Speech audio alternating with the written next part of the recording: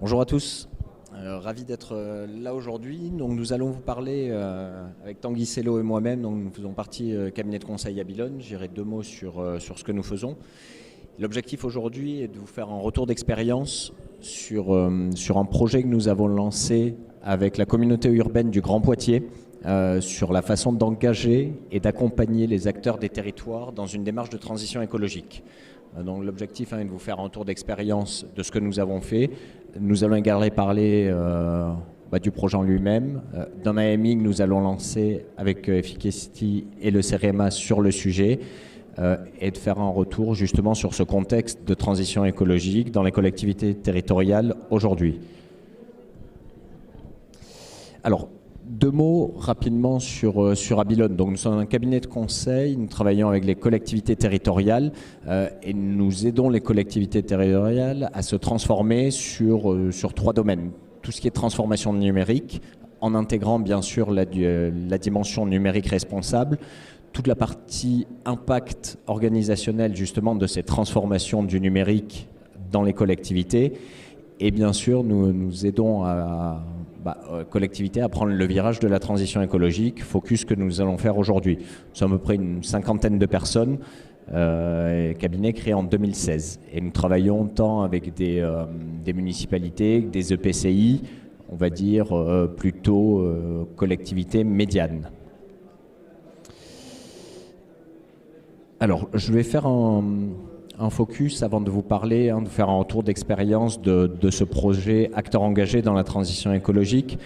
Je vous propose de faire un focus, si tu peux passer Arthur s'il te plaît, sur un baromètre que nous avons lancé l'année dernière avec la Gazette des communes. Donc c'est un baromètre dans lequel nous avons interrogé un panel de 1000 citoyens et en miroir avec les mêmes questions, 500 élus, directeurs de services et agents territoriaux sur tout le territoire français. L'objectif était déjà d'avoir un panel représentatif et de toucher du doigt la maturité des territoires et leur engagement dans la transition écologique. Et en miroir, avoir la perception des citoyens sur cet engagement. Alors, première chose, donc, on sait que la transition écologique est une préoccupation majeure depuis 2 à 3 ans et notamment depuis l'été dernier où on a vu ces feux de forêt en Gironde, où on a vu des alertes sécheresse un peu partout, où on voit que les ressources se tarissent et notamment la ressource en eau. Donc le premier point qui ressort de ce baromètre, c'est la perception d'une vraie urgence autour du changement climatique. On le voit, quasiment 100% des élus et agents sont sensibilisés et plus de 80% des citoyens. A contrario, ce qu'il en ressortait, c'est que la maturité sur ces sujets de transition écologique est toute relative. La maturité en termes de compétences, la maturité en termes d'initiatives lancées, et ça c'est pas moi qui le dis, c'est environ 60% des élus et agents que nous avons interrogés et un citoyen sur 2 qui ont cette perception. Si l'on avance, on a sondé également le panel sur les enjeux prioritaires, parce qu'on parle de transition écologique et finalement c'est un terme très vaste qu'on peut définir différemment, qui englobe les différentes verticales, une collectivité, que ce soit la mobilité, l'énergie, la gestion des ressources, etc. etc. Donc les enjeux prioritaires qui ont été remontés par les collectivités, en premier c'est la rénovation des logements. Pour plus de 50% du panel a remonté ceci comme un point prioritaire. Et derrière, donc sont tous les programmes de rénovation, d'isolation, d'amélioration des flux thermiques des logements, qui est vraiment la première priorité et qui va capter la majorité des budgets. Ensuite, et là il y a un vrai consensus, que ce soit côté citoyen et côté élu, la protection et l'adaptation, l'atténuation des événements climatiques extrêmes.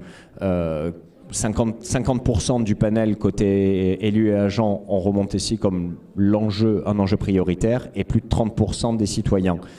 Une petite indication, ce baromètre a été fait il y a un peu moins d'1 an, durant l'été 2022, durant la période des gros feux en Gironde. Donc forcément, il y a quelque chose qui a fait que ça a remonté ces événements. Ensuite, côté collectivité, on parle de l'accès aux moyens de transport, donc en termes d'accessibilité, mais en termes de nouvelles mobilités, les mobilités douces et comment on va déployer ça sur les territoires. Versus citoyens, la protection de la biodiversité, la qualité de vie et surtout aussi à 27% la protection et le partage de la ressource en eau. Donc comment un territoire arrive à gérer avec toute la sobriété nécessaire la ressource en eau. Si l'on avance un peu plus, donc on a perçu ce manque de maturité sur certains sujets, parce que ce sont des sujets assez nouveaux, ce sont des sujets qui nécessitent d'avoir une approche au-delà des silos, une approche très transverse, avec des vraies compétences spécifiques, avec l'ingénierie. Ce qu'on en a perçu, c'est que à peu près une collectivité sur deux a commencé à se saisir de la diminution des émissions de gaz à effet de serre sur son territoire. Et pas uniquement à l'aune des bâtiments municipaux, mais de façon bien plus large. Et ça, c'est quelque chose qui commence à être assez ancré dans les collectivités. Et au-delà de ça, on a une collectivité sur 5 qui intègre cette dimension émission carbone dans l'arbitrage et la priorisation des politiques publiques. Donc ça, c'est quelque chose de très intéressant. Il y a une relative maturité sur ce sujet de bilan carbone et de bilan de gaz à effet de serre et une prise en compte de ces émissions dans les politiques publiques et dans les projets, les initiatives publiques à lancer.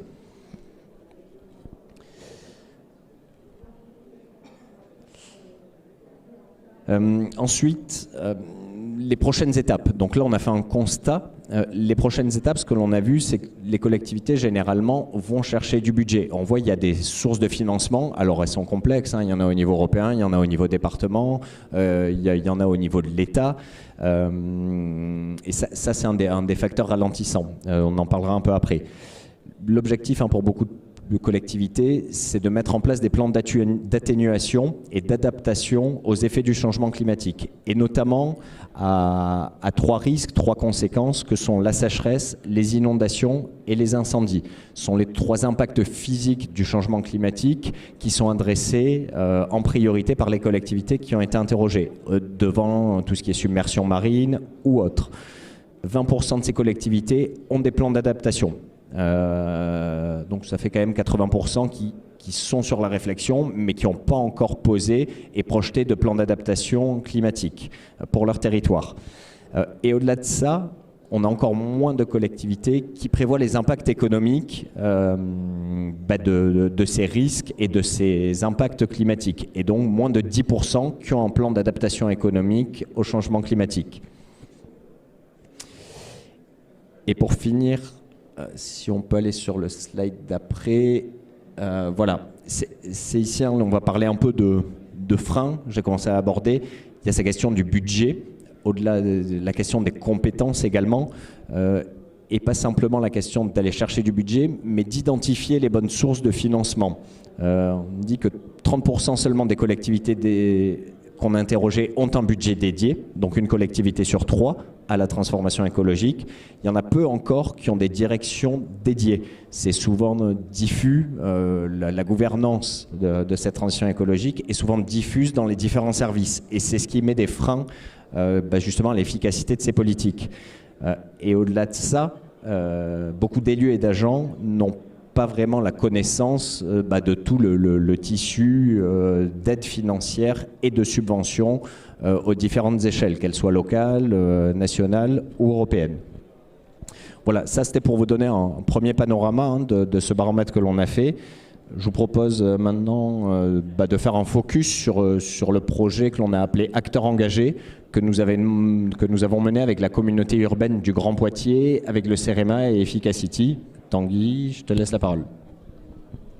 Donc, cette mission, on l'a démarrée en janvier 2022, donc avec les partenaires dont vient de parler Adrien. Alors, dans un contexte qui est important de préciser, donc, au sein de Grand Poitiers, déjà une équipe qui s'appelle Mission Exemplarité Climat, donc qui va piloter le PCAET, donc je ne sais pas si tout le monde sait ce que ça veut dire, donc plan climat air énergie, qui va piloter toute la démarche labellisée climat air énergie et la démarche aussi labellisée autour de l'économie circulaire. Donc en fait, il y a une équipe qui est dédiée à ça, donc qui sont nos interlocuteurs. Et il y a aussi la volonté, évidemment, dans le cadre de ce PCAET, on y reviendra juste après, la volonté d'embarquer en fait tous les acteurs de la collectivité, c'est-à-dire que entreprises, associations et les gros opérateurs publics. Donc on peut avancer si on veut. Donc dans les grands axes sur lesquels on devait travailler, il y avait une logique évidemment d'interroger en fait ces acteurs pour les aider à être plus éco-responsables sur la démarche de l'énergie, déchets, économie circulaire, eau, biodiversité, agriculture et évidemment les mobilités. Donc l'idée c'était vraiment de co-construire avec tous ces acteurs pour embarquer le maximum d'acteurs on va dire socio-économiques dans cette démarche de la transition écologique. Donc, ce qu'on va peut-être faire, c'est qu'on va vous diffuser. On a une petite vidéo très courte de 3 minutes et demie avec un témoignage de Grand Poitiers.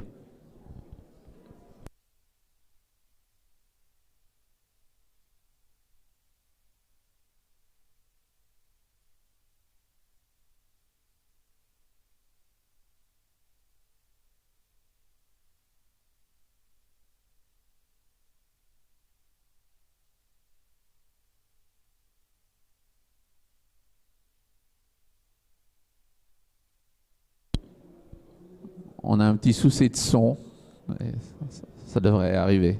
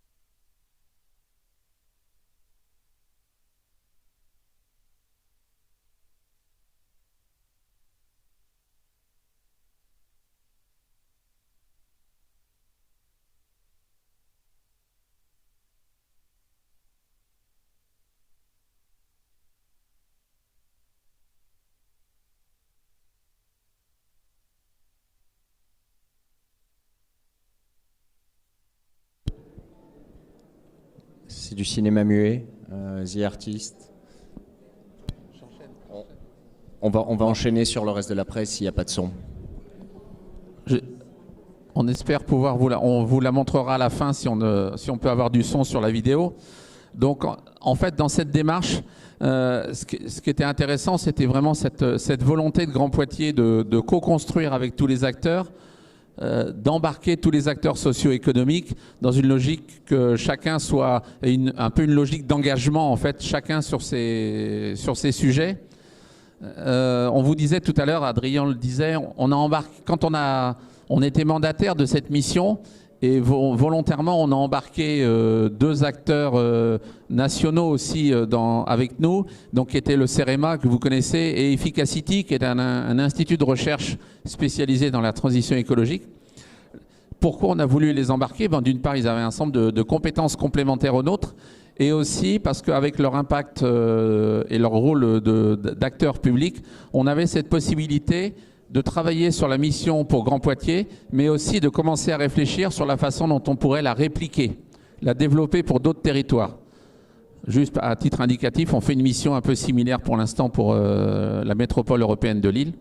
Donc du coup, on voulait arriver à répliquer cette future mission et cette mission fera l'objet, il sera lancé officiellement le 25 septembre, il y aura un appel à manifestation d'intérêt qui sera lancé avec le CEREMA et Efficacity pour faire un appel à candidature auprès de collectivités intéressées par le sujet.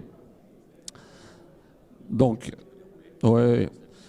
Donc, après, un dispositif, je dirais, pour un cabinet de conseil relativement classique. Donc, évidemment, au démarrage, on a fait un état des lieux de la sensibilité, de l'appétence, en fait, des différents acteurs socio-économiques sur la démarche de transition écologique.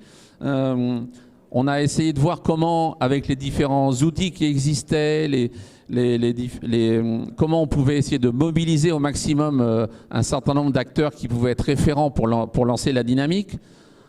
Vous le savez tous, la transition écologique, c'est un sujet très très vaste. Donc on a quand même établi un référentiel de questions de façon à pouvoir couvrir l'ensemble des sujets de la transition écologique. Donc ça, c'était assez complexe à mettre en œuvre.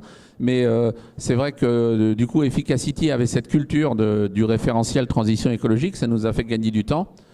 Autre sujet, on a développé ensuite, et là, maintenant, il y a un outil qui va exister, qui est développé par le CEREMA et financé par la Banque des Territoires, qui est un outil d'auto-évaluation. Donc, en gros, n'importe quel acteur socio-économique répond au référentiel, il a une note, et en fonction de la note qu'il a, il a accès à un certain nombre de ressources pour l'aider à devenir plus éco-responsable. Donc, c'est relativement simple.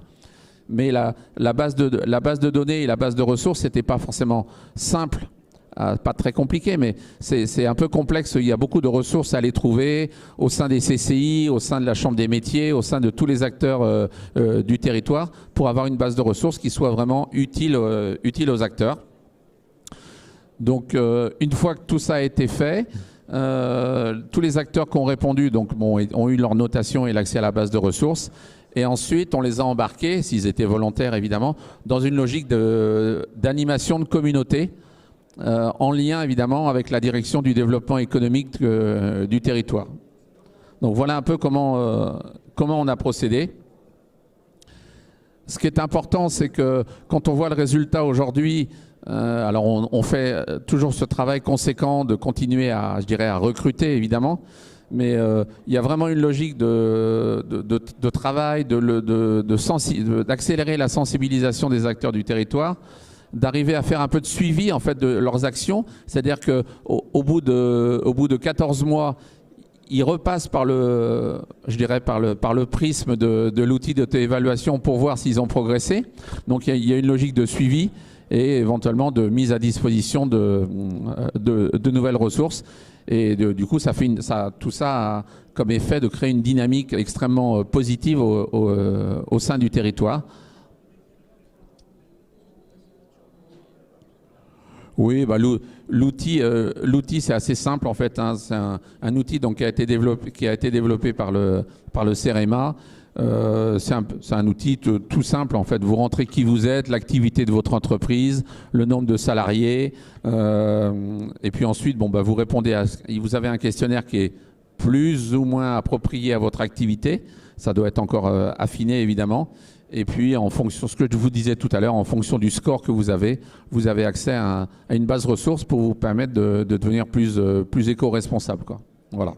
Donc voilà un peu globalement la démarche telle qu'elle a été pensée et telle qu'elle a été pensée pour être tout de suite réplicable au niveau d'autres EPCI du territoire. Pourquoi je dis EPCI? Parce que vous avez vu, à chaque fois on va travailler, c'est le cas aussi à Lille, avec la direction du développement durable et la direction du développement éco. Donc, qui dit développement économique dit forcément EPCI.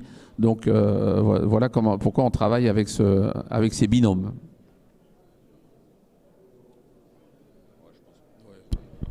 On a réussi à récupérer le son. Donc, on va vous lancer le témoignage justement de Thomas Honoré et Marion Delon de la communauté urbaine du Grand Poitiers.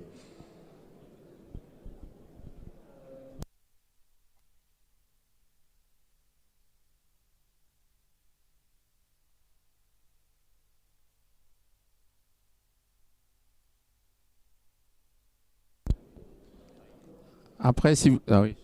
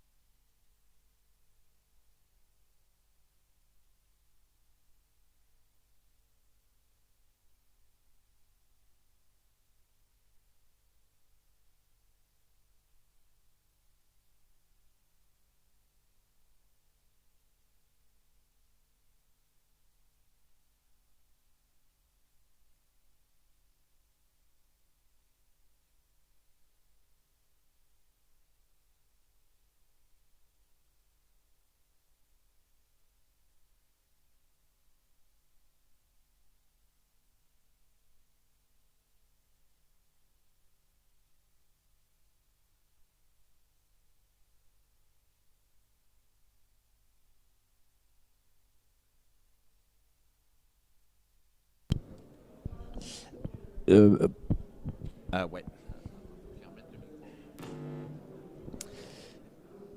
Alors, peut-être juste un dernier mot. Donc, on a rédigé ensuite à ce projet, on a rédigé un livre blanc qu'on a fait imprimer. Justement, on a notre stand ici, si vous voulez venir échanger avec nous, et on distribue le livre blanc où au final, on a fait tout le retour d'expérience sur le projet. Qu'est-ce que nous avons mis en place, quelles sont les bonnes pratiques à mettre en place pour, in fine, répliquer ce genre de projet et pouvoir embarquer les différentes parties prenantes d'un territoire dans la transition écologique. Voilà, donc n'hésitez pas à venir prendre un verre et prendre le livre blanc. Merci à tous.